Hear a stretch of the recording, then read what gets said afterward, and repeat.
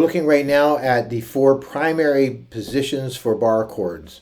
So what we have is we have four fundamental first position chords that we're using as bar chords by essentially altering the finger selection and then moving them up so that the first finger is available and able to bar across, much like a capo would.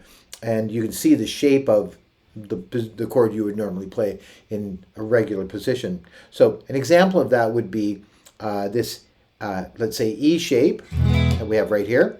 And if we flip our fingers and use finger 2 instead of finger 1 for this first fret of the third string from the bottom, use our third finger for the second fret of the fifth string from the bottom, and our baby finger for the second fret of the fourth string from the bottom, we end up with the exact same chord, but now with the first finger free. And if we move that whole shape up one fret, we can then stick our first finger across the first fret right to the sixth string from the bottom and create an F bar chord, very resemblant of the E that we played here, but using the first finger, like I said, as a replacement for the capo. So all kinds of advantages to playing bar chords. There's lots of music where it's important, it may be even essential to know them. So this is a great place to start. If this is E, then this is F. This chord can be called two different names. It can be called F sharp, and it could also be called G flat. The F sharp is the more common name of the two.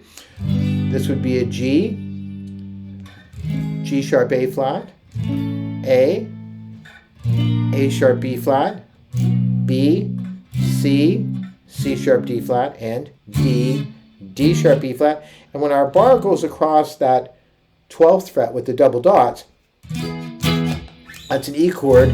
That's an octave higher than the E chord we played in open, because that 12th fret with the double dots is an E. And so there's our major form for that chord. Likewise, we could take an E minor, which commonly people play with either the 1 and 2 or the 2 and 3 fingers, and we'll play it with the 3 and 4 fingers. So that means the third finger is going to be on the second fret of the fifth string from the bottom, and the baby finger is going to be on the second fret of the fourth string from the bottom.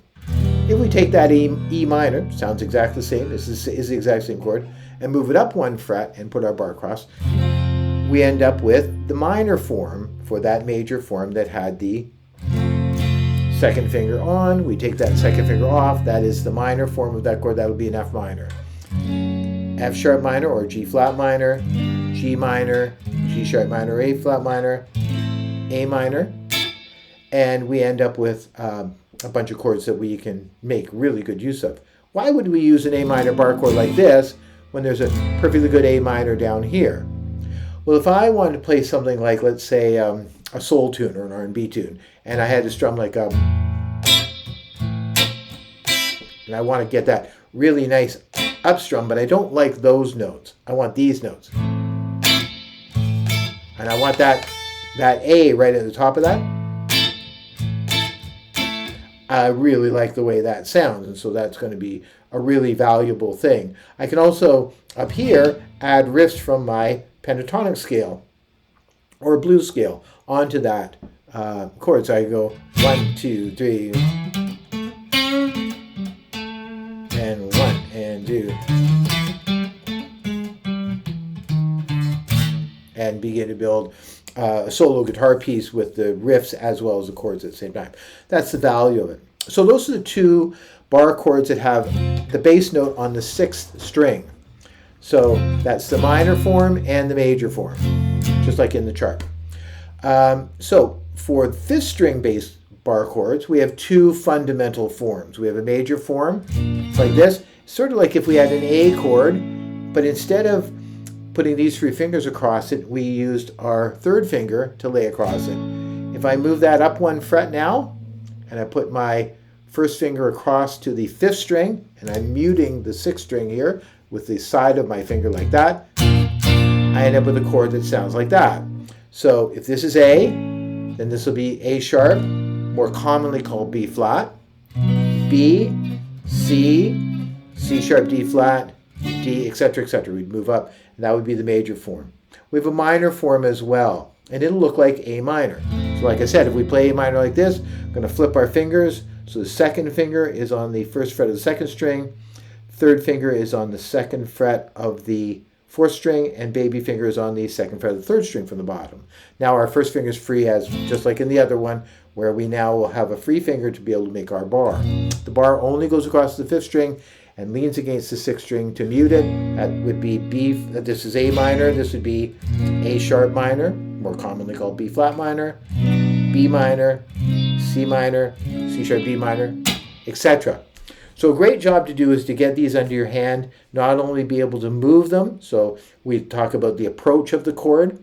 Can I get from this G bar chord to this C minor bar chord back and forth? And can I approach like maybe a B minor, so G and then B minor? And then pronunciation. Once I get to the chord, am I getting good pronunciation of all the notes in the chord? And sometimes picking across them individually is a good way to find part of your hand that isn't making a nice clear sound. And that's a good way to approach that. And the major form for the fifth string, this one right here, rock guitar players made a common practice of, instead of playing this chord as the major sixth string version, they would use what was called a power chord, which, taking this chord and just moving it up one string each, gave them something that resembled this chord, but allowed them to keep this chord, this hand shape. So you find there's lots of rock guitar players that will play things like